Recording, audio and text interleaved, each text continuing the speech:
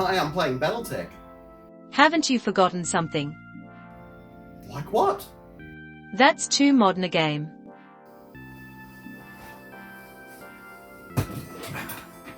Is this better? Yes, much better. Okay then.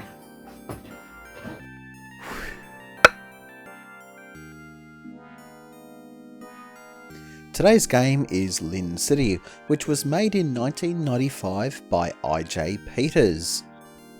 As the name might suggest, it's sort of a clone of SimCity, which came about 6 years before. I say sort of a clone because whilst they're sort of similar in nature, they are actually very different down at the mechanical level. Let's start with how SimCity works. The basics of how you build is by zoning areas, either residential, commercial or industrial, but the Sims are the ones who decide which building actually gets built in an area or how developed it is.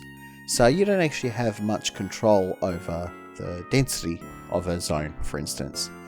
Of course, there are some things that you can do to influence what will happen in a zone, such as building it near water for higher land values and making sure that it has good transportation. But in the end, you don't have very much influence over the sim economy. All you can really do is change the tax rates, make sure that police, fire and transport are maintained, and design your city to maximise the land value so that people will want to live there. Lynn City takes almost exactly the opposite approach, throwing the concept of zones right out the window basically immediately. You, the player, have to pick exactly which building you want placed when you're building a city.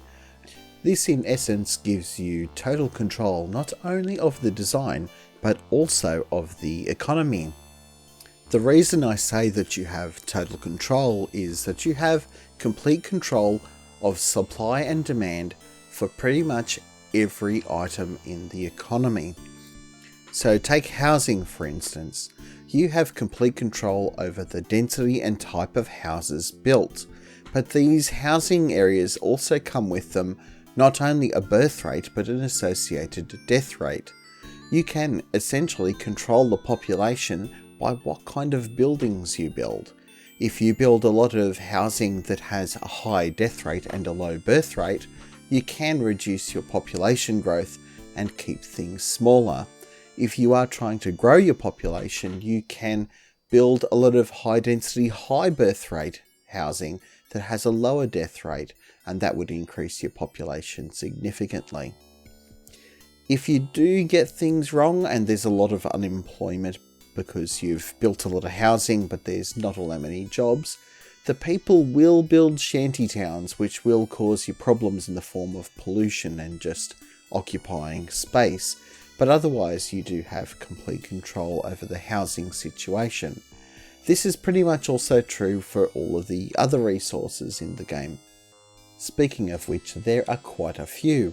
We've already discussed population, but there's also technology level, food, jobs, coal, ore, goods, steel, and the city's supply of money.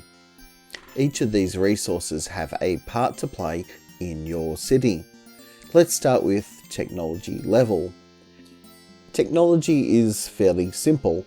It's what allows you to build the more advanced buildings in the game. Say something like a power station or a school will require a certain level of technology before you can build it. When you're starting out, you build monuments to allow you to build slightly more advanced structures, but eventually you'll build schools and universities, which will require jobs and goods to make technology. The technology gets more expensive the higher level you're at, and also if you lose the number of schools or universities for some reason, it can even decrease. Some structures will even be affected by the technology level when you build them, affecting generally their efficiency. The next resource, food, is a lot more self-explanatory. Basically, you have farms to grow food, and your people will consume it. Mills will also consume food to produce goods, and in this context it's not supposed to be like consuming food. It's like consuming cotton to make clothes, or maybe consuming other natural resources to make like tinned food. For the purposes of this game, cotton and food are considered exactly the same thing, probably because they both come from farms. The next resource is jobs. This essentially represents the labour market in the game. Jobs are supplied by population centres where people live, and are consumed by structures where people work. It's important to have a good balance of jobs. Basically, you need enough to make sure that your population is employed, because if they aren't employed, they'll end up living in a shantytown because they're poor. But the efficiency of your economy will be poor if you have not enough people to fill all the jobs in your economy. Essentially, some of your structures will be left empty when they could be working. Coal is the next resource and one of the most important, as it will fuel most of your industries. When you don't have electricity, most of your structures will require coal to power them. There are only really 3 different sources of coal. The first one is the commune structure, which makes it in very low levels. You need a lot of communes to produce enough coal even to run one single pottery or mill. The next source is a coal pit, and those can be built over coal veins that are underground. There is a limited supply of this coal, so you cannot run your economy forever on these. The last source of coal is the port. This allows you to import coal from other areas, although it will cost you a significant amount of money. Of course, all these industries will require some raw materials, and the next resource, ore, basically represents those. Much like coal, there is a very limited supply of ore, and you can only get it a small number of ways. The first way is to dig it essentially out of the ground. Unlike coal, you can do this essentially anywhere on the map, with an ore pit. You can source it from communes or the port as well, much like coal. But there is a fourth way to produce ore. Later on in the tech tree, you can build something called a recycling centre. These recycling centres essentially convert waste back into ore, thus completing a cycle and allowing you to make an economy that is much more sustainable. Goods are the next resource and are the product of many of the industries in the game. They are also consumed to produce technology and by people in living their everyday lives. Goods are often converted into waste when they're used, which we'll talk about later. Steel is a specialised resource used for specific tasks. Some industries require it for functioning, such as the blacksmith, but it's also used for building rockets and maintaining any railways that you have. To make steel, you need to build either heavy industry or have a heck of a lot of communes. And of course, like many other resources, you can buy it from a port. We're almost at the end of the list of resources, and this one is pretty obvious. Money is used to build the city in general, and you earn money in your city by taxes in general. So there's income tax, export taxes, and a few others as well. Some for manufacturing goods and some for manufacturing steel. There are also some expenses that you need to cover, such as unemployment costs, transport costs, and import costs if you buy anything from a port. But generally you should be able to get enough tax to make a significant income. The last important resource is a little bit more hidden, and it's called waste. Now, waste is generated by basically goods being used for either an industry, education, or population centre. Waste can be disposed of in a number of different ways. The first one is pretty easy. It gets burned in either a marketplace or in a commune. Now, understandably, this generates some pollution and is not generally very good for your local populace, because it can kill them. The next way to get rid of waste is to dump it at a tip. This eventually fills up and you'll have to find some other way to deal with your waste, or build another tip. The last way to deal with waste is to build a recycling centre, and as mentioned before, This is a way of converting waste back into ore to be used in your economy again. It is subject to an efficiency rating depending upon the technology level you had when you built the recycling centre. If you have an extremely high technology level when you build your recycling centre, you can get this up to 100%. It's clear that Lynn City has an extremely complicated economy, and it can take quite a bit of balance and time to get it to work just right. Fortunately for us, there is a comprehensive online help system that tells us all about what the structures do, what their impact on the local economy is, and how all of the resources work together. So if you do get stuck, you should check out the online help in-game. The economic model is not the only thing that differs between SimCity and Lynn City. SimCity doesn't really have an overarching goal, other than those that you might set for yourself.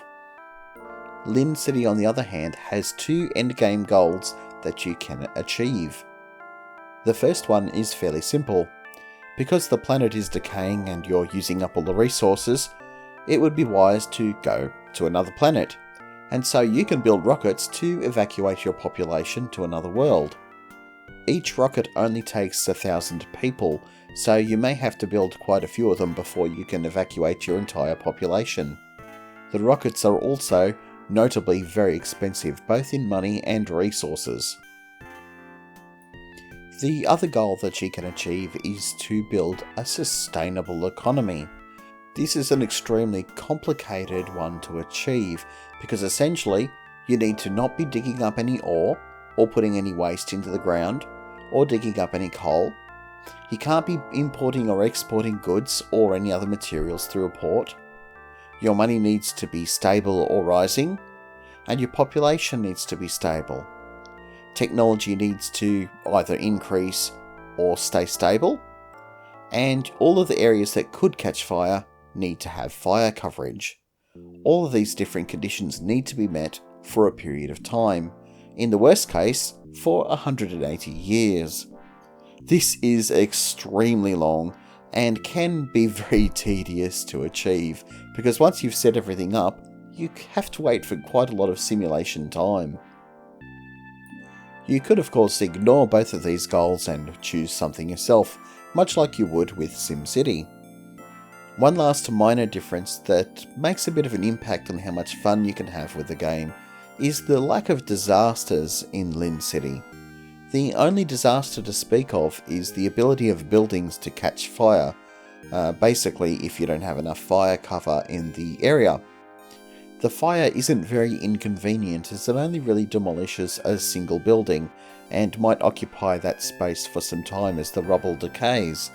This is definitely an oversight as the disasters are some of the most fun parts of SimCity. That covers most of the mechanics of Lynn City. I played it on a variety of machines today, including my SparkStation 20. On that machine, it struggled a little bit. Screen updates and scrolling aren't as smooth as you'd expect, so I suspect most of the load is on the X server. It does make it more difficult to control the game, but it is still quite playable. It obviously plays a lot better on more modern machines, but on screen it can be a little bit small due to higher resolutions. There is a command line option to double the pixel size if you find that's a problem. Anyhow, that's all I have to say about Lynn City. Whilst it's a clone of SimCity, I think it's different enough that it stands on its own merits, and I quite enjoyed playing it, although the lack of disasters did make it slightly less fun than the original SimCity. I hope you enjoyed today's video, thanks for watching, and I'll catch you next time.